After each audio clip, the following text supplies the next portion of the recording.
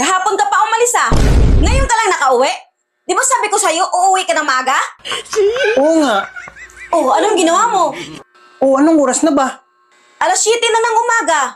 Oo, maaga pa naman ah. Alas 7 pa lang. Oo, alas 7 pa lang. Pero bakit hindi ka umuwi kahapon?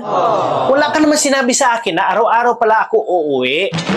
Sabi mo sa akin maaga. Alas 7 pa lang oh. May milagro ka na namang ginawa, ano? Alam mo, hindi kita maintindihan eh. Pinapauwi mo ako ng maaga. Tapos pag umuwi ako ng maaga, nagagalit ka. Tapos minsan pinapalayas mo ako.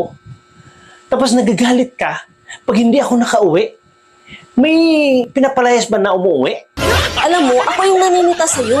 Pero parang ako pa may kasalanan eh. Kahit na na-corner ka na, nakakalusot ka pa. Lagi ka na lang may katwiran. Wala naman talaga akong kasalanan eh. Wala naman talaga akong ginawa. Kala mo hindi kita sinundan, ha? Nakita kita hila-hila ka ng babae papasok sa hotel. Ito ang picture, oh. Paano ka ngayon makakalusot? Dapat, nilapitan mo kami. Sinita mo dapat yung babae. Babae yung nagluloko dyan eh. Kita mo ako hila-hila ng babae. Ako yung biktima niya dyan. Nakakawa nga ako dyan eh. Andun ka pala. Bakit hindi mo ako tinulungan? Grabe ka. Wala ka man lang puso. Ah, ganun ba?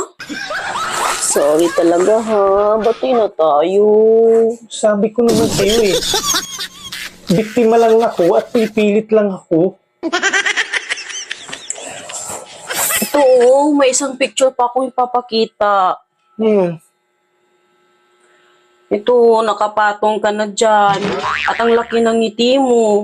Mukhang hindi ka naman pinipilit dyan. Hindi ka rin biktima.